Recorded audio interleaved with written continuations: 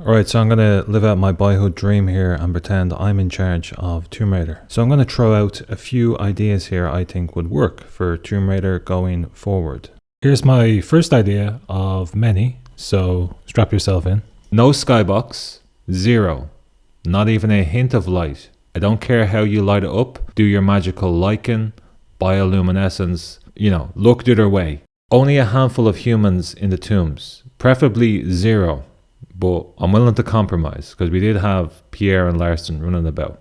If you do have any humans there, I want them there for good story reasons of why they are there and why they are there before Lara got there. Bear in mind, Lara Croft, very unique individual, able to traverse these tombs. She's amazing. Not anyone can do what she does. But when you have hired goons running around these levels, I'm just kind of thinking, how good is Lara then that the hired doofus got here before and didn't set off any traps? So yeah, let's just start murdering animals again, is what I'm trying to say. And by extension of that, more fantasy type creatures, Like Tomb Raider 4 had a really good roster of enemies. You had like living statues, the usual animals, and then you had the fantasy animals from the Egyptian mythological world. I want to see more focus on platforming and puzzles rather than action. I would be quite happy if she doesn't really pull out those pistols that much. I think the balance between combat and platforming in Tomb Raider 1 is perfect. It went overboard as the games went on. And I'd also say then, no vehicles or gadgets. As I said, like a rope would just ruin the game completely. Flares, torches, cameras, all that sort of shite. Just get rid of it. When I say gadgets, I'm also talking about human gadgets, like the earpiece in her ear with like that theme she has from, I think they were introduced in Tomb Raider Legend, but I'm nearly certain there was like another, annoying voice in my ear in Chronicles. We don't need it. This is supposed to be a solitary adventure through the Tomb Raider world, mysterious levels. I want to feel alone and panicked. But when I just hear some posh git in my ear or some other idiot, or just a handful of people saying, watch out ahead, Lara, there's something there on the infrared. Can I not find it myself? Can I not fall down the hole and kill myself? Myself, please. No real world locations either. If you have to have them in it, then have it be the first level and then just have the rest of the levels be the tombs. Don't keep taking me in and out of it. Don't be like, okay, we're off to the streets of New York so Lara can find something. It's like, just cutscene it. I don't need it. I don't need to play that. That's not what I'm interested in playing. And something very important here, bring back the horror vibe. Tomb Raider 1 is an incredibly scary game. The sounds in that game, they're so scary and creepy. And, you hear the distant growl of a lion or an ape. And like Pierre just popping up out of nowhere. It's genuinely terrifying. And then you have that weird dark fog. You didn't know what was in there. You could kind of see it from a distance. You can make out like little bits and bobs in it. Frequently you saw something and you're like, is that something? Is that just a graphical glitch? Or is there actually something in there? And then it would disappear and you'd shit your pants. Now, if there's a way to bring that sort of element back in some other manner, I'm all for it. That'd be really cool. Indie games like Inside and Limbo and The Voidness, they all have a great atmosphere. Actually, The Voidness has a really cool concept that you could use in Tomb Raider. And it's one that's based in archaeological excavation or surveying more so. I mean, how cool would it be if you had like one level in another Tomb Raider game where she has to use like a LiDAR gun to navigate a tomb and she's been stalked by something and you don't know what it is. It could be like magical, supernatural, or maybe there's nothing there at all. Look at all the cave diving stuff on YouTube. It gets millions of views. People love exploring mysterious places. But not only that, they love exploring places with only one way in and out of them. Place with a load of skyboxes and light coming in. That's not scary and that's not mysterious. None of those videos, by the way, are like, hey, we found the lost city of Atlantis. Come join us. Or you'll never guess what you'll see down the bottom of, the center of the earth. But people watch it because it sort of tickles that part of our brain that's like, oh my God, there might be something down here. There's no indication that there will be, but I'm going to watch it. And Tomb Raider levels should be like that. You should be able to look off the edge of a cavern into the abyss and kind of say, oh, I wonder what's down there. And not have the game go, well, I'll show you what's down there. No, just leave it to my imagination, please. I mentioned the old Journey to the Center of the Earth. Those classic movies had a really good vibe, like Jason and the Argonauts, the Sinbad movie, the stop motion monsters and that. They have a real Tomb Raider flair, don't they? I mean, some of the enemies in Tomb Raider are modeled on those things. You have the skeletons, the Minotaur, the snake, the statue that comes alive in Tomb Raider 2. That's in Sinbad. Let's bring that back. Like, imagine Lara on some island under the earth being pursued by a colossal statue. You know, stop going for realism, because reality is not actually that scary. Like, yeah, like the floating islands in Tomb Raider 2. We never did that again. Like, let's go back to that type of a location. Like, they just keep doing the boring special artifact, world-ending secret society bullshit. You know, Scooby-Doo villain reveal. Oh, it was you the whole time. Just enough with that. Like, just have Lara face off against a race of lizard people. Why not? I always saw Tomb Raider as having a pulpy vibe. You could also bring in those weird Iceberg Explained type videos. You know, there's a whole host of them, and they'll just talk about weird archaeological sites, weird historical moments. Drag them in. Why not? Just stay away from the realism stuff. It's getting really boring. Maybe the game's realism and, you know, the striving for this realistic modern Tomb Raider is what's putting people off the game. Have they thought about that? If they want realistic Tomb Raider, they're going to play Uncharted. And since Uncharted is sort of done for now, someone else will just come along and do Adventure Person. No, must be dreaming. You kind of get the feeling that the magic, the actual monsters in Tomb Raider 1 to 4, they're gone now. They much prefer a sort of a pseudo-realistic flavor to Tomb Raider. And that sense of realism is what Tomb Raider is trying to do now. And it did it successfully.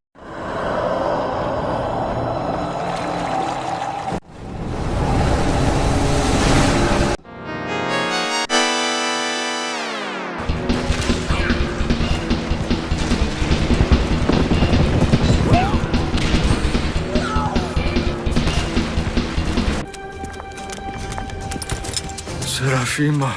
Little T. Who are these two? Don't you recognize them, Sheriff? I was so close. I was so close to giving constructive feedback without lambasting the 2013 Tomb Raider trilogy. Whatever. I tried my best. And while we're on the topic of realism, can we give the whole graphical fidelity thing a little bit of a relax? They're just like constantly just saying we need the game to be as realistic as possible, and that translates into we need the best graphics as possible. The graphics have moved on in computer games tremendously, but they've kind of plateaued at the moment. Like if you compare the jump from PlayStation 1 to 2 and then to 3, it's incredible. And then after that, you're kind of saying, oh, that's a nicer looking version of the game I saw on the PlayStation 3. Like some of the indie games 100% innovate and do new stuff, but on the actual mainstream timeline, you just seem to get the same shite over and over again. If you look at the best-selling games or the most played games, they don't always point to the games with the best graphics. It's usually the games with the best gameplay, you know, and that's obviously very subjective. Fortnite is quite high on this list, as is Minecraft. They're not everyone's cup of tea, but that's fine. I'm just basically saying that your computer game success does not hinge on having the best graphics of all time. We're just going to end up back in Tomb Raider 2 territory, a focus more on, you know, graphical output and gimmicks. You know, a focus on what can we do with Lara rather than what should we do with Lara. I mean, what experience did you get with the 2013 Tomb Raider trilogy? As I showed before, it's a mishmash of different games that are out there, better games. But what would you say at the end of that trilogy? What would your experience be? If you offer a genuine, like let's say the game Limbo and Inside, which I used earlier. The graphics in those games are phenomenal, but not on a standard scale of phenomenal. But you definitely leave those games with an experience. Tomb Raider doesn't offer that anymore. Most game developers will fondly bring up their favorite games when they're discussing the aesthetic or the gameplay or the mood of the game they're working on. And I can see the blueprint of Tomb Raider 1 in From Software games, 100%. Mechanically, they're worlds apart, but the atmosphere and the mystery and the delving deeper and deeper underground, that's Tomb Raider 1 to a T. And it's also there in the Legend of Zelda games on the N64 and on the GameCube. It's there in the Metroid Prime trilogy, the Prince of Persia trilogy in the early 2000s. You have the Final Fantasy games 7, 8, 9. Elements of that, you're like, oh yeah, there's the underground, mysterious archaeological ruins I'm picturing Lara Croft in. And that's the strength of the Tomb Raider game, is that it's burned in my mind that whenever I see a tomb, I just think, oh yeah, Tomb Raider 1. Now, funny enough, one of my other favourite games of all time, Another World, gives me this vibe. It's set on another world, quite appropriately, but it's just got the atmosphere and the sense of alienation and isolation. And that was really rammed home for me again when I played Tomb Raider 1 for the first time. You know, that sense of silence, sporadic music played only at certain parts, the art style, the protagonists out of their depth but still willing to go the distance, and the landscape. It wouldn't surprise me in the least if what Eric Chahi did here became the blueprint for Tomb Raider later on. Now, I know what you're going to argue, that those are fantasy games, that light works differently there. They do if you're going to be super anal about realism in your computer games. I'm arguing against hyper-realism here. And it works the other way too. Toby Gard, when he was developing Tomb Raider, mentioned that his team and himself drew on earlier inspiration. Some of Toby Gard's favourite games, Ultima, EverQuest, Legend of Zelda, Ocarina of Time, Super Mario 64. Even the ones he doesn't list, you can kind of see in there. You can see like bits of Prince of Persia, the point and click games of the time, and any game that has a sort of an Arabian flavour to it. They're all there in Tomb Raider, definitely. Now, I brought up Tomb Raider Legend. The King Arthur level is a genuine lightning in a bottle moment. I don't know how that level exists, because it exists in a sea of other levels that just look like the worst of Tomb Raider 2 and 3. And I don't know how that King Arthur level exists. There's no skyboxes. There's a cool reason for why the place has not been found. And there's a real horror vibe to it. But pure accident, I would speculate. It's a shame, because that level, if they had just made other levels like that, it could have been the Tomb Raider series calling card. And when I listen to the developers at Crystal Dynamics or Aspyr, I get no sense that they get all this stuff I'm talking about. Or that they really know what they have on their hands. They're excited to be working on Tomb Raider, but it just makes me wonder when I see the games they put out, what exactly were you excited about? Because they look nothing like Tomb Raider. In fact, if you listen to that commentary between Toby Gard and Jason Boda, none of them have an idea of what Tomb Raider is if their answer to it was to put in skyboxes everywhere.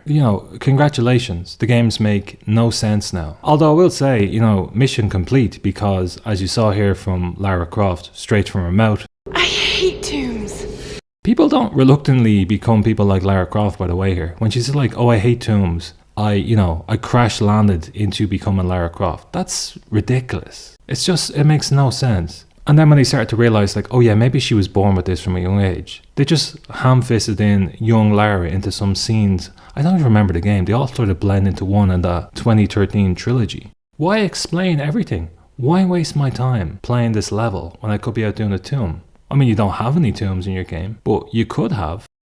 Last revelation, Tomb Raider 4. They introduce a younger Lara Croft. She's 16, but she's the same Lara Croft as in Tomb Raider 1, 2, 3. She's like ruthless. She's no problem leaving her mentor to die at the end. But again, do we need it? Do we need to see that? It's the same with the young Indy scene in Last Crusade. You're watching that and you're like, it's fun. It's like River Phoenix playing a young Harrison Ford, and it's fun. But like, where do you draw the line? Here's how he got his whip. Here's how he got his hat. Here's how he got the scar that Harrison Ford has.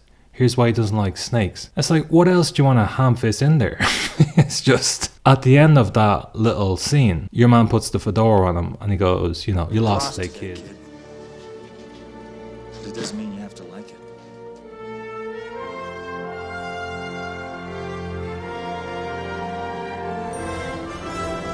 I always got the sense that Indy became Indy because 2 minutes after that scene, he ran after those guys and he was like, I want to join you. I want to be like you guys. I want to be a treasure hunter. And he learned everything on the job from those guys. And then he just became Indiana Jones. But we needed more lore, apparently. So instead of a great 1990s Indiana Jones movie, we get a TV show about him being younger. I mean, who cares? Especially if he's this boring. He just feels like a giant nerd, a doofus. I was like, I just want Harrison Ford's version of Indy. I don't need the backstory to how he became that. Like, they have him here fighting in World War I, other battles. Would he do that? Doesn't seem to me like he would give a shit about any of that. Well, here's the backstory to Lara Croft. Here's how she became the Lara Croft in Tomb Raider 1. Which Tomb Raider 1? Because it's not the 96 one. It doesn't seem to be the Legend Trilogy one anymore. So does that mean, quite possibly, that they're just going to remake Tomb Raider 1 again? I mean, who is Lara Croft anymore? Is it just like, what's his name, Tom Ripley? Like, does she just murder the previous Lara Croft on a boat? I don't know what to do. I'm trying to be positive here. I'm trying to sort of leave the video on a high note and trying to say that Lara, she'll survive. But no. No. Give me the rights to Tomb Raider. Please. Please just don't. Just give her back to me. Let me have her corpse from Tomb Raider 4 and allow me to bury her properly. Stop doing this. It's like, we need to do Tomb Raider like Uncharted. Just do your own version of Uncharted, okay? Just make a whole different game. Stop rolling the corpse of Tomb Raider around in glitter and fancy clothes and saying, she looks great. Lara's back, baby. She looks awful. Let her die.